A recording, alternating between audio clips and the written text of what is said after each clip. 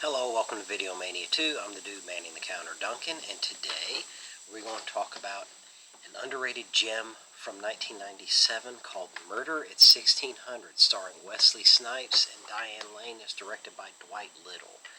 This movie is a slick Hollywood production, and it came out in 1997, in the spring of 97. There was like this thing, I don't know how to describe it. There was a string of Hollywood movies that were White House related, like these White House centered mysteries. The first was Shadow Conspiracy with Charlie Sheen and Linda Hamilton.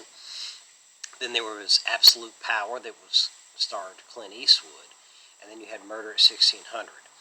Now, so they were all White House thrillers, and I think Murder at 1600 was the best one. Now, Wesley Snipes plays a detective, Harlan Regis, and he's a DC homicide detective, and he gets a call. And he's like, well, you got a murder you need to go look into. And he's like, where? And he's like, do you have a coat and tie? He's like, yeah, sure. 1600 where? So he has to go into the White House. And the thing that makes this movie so great makes it different from a traditional mystery is, he has to go up against the Secret Service and all the political red tape, and, he can't figure out anyone's motives, and he's very handcuffed in his investigation, but he's also a really persistent cop, so he wants to find out. And Diane Lane plays a Secret Service agent who's his liaison, and at first he doubts her. He thinks they send a cute girl over there because he'll be easier on her. But she's actually quite capable and, very smart and resourceful and useful to him.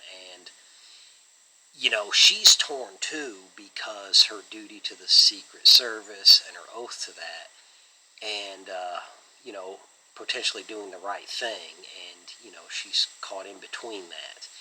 And so the woman that was murdered in the White House bathroom, she's 25 years old. I think she was like an intern there and, an assistant. And they can't figure out why or what the motive was. And then, have all the political red tape. But, was it the president himself? Was it his son? Was it a Secret Service agent? Was it one of the janitors? You have no idea. And the president is dealing with a hostage crisis overseas, and things are crashing in around him. So it all ties together in a nice, neat bow.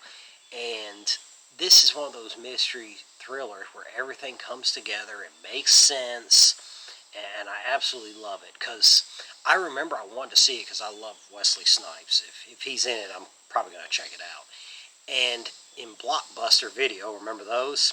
This thing was like, it had a whole section of Murder at 1600s, and those VHSs were rented out for weeks. So in the theater, it didn't do much, but it took off in the aftermarket.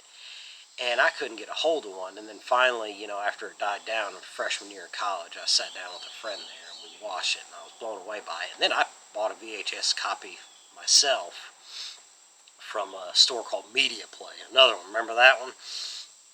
And it was, something I wore it out. But it's just absolutely great.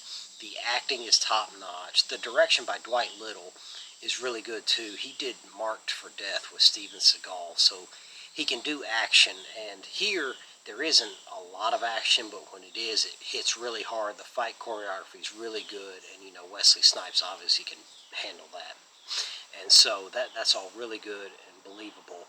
And the thing that was cool about the fight scenes is, when Wesley Snipes goes up against Secret Service agents, they can fight too. So, you have some pretty good action there. But, it was just all these characters' motivations, and, you just didn't know where it was going to go. But then when it comes together, like, it makes complete sense. This movie is in my top 10 favorites. Probably my favorite mystery of all time, but it's my top 10 movies. If I could make one, that'd be so hard. But this would have to be in there. So it's streamed on HBO Max if you have that, or, it's available to stream everywhere, but I really recommend it. So that's all I have. So let me know in the comments, have you heard of it? Do you remember it? What do you think about it? Are you willing to check it out? Let me know all those in the comments. And if you like older movies or ones that have kind of been forgotten about, subscribe to this channel. Give me a like, too, so I'd appreciate it. And I'll see you next time.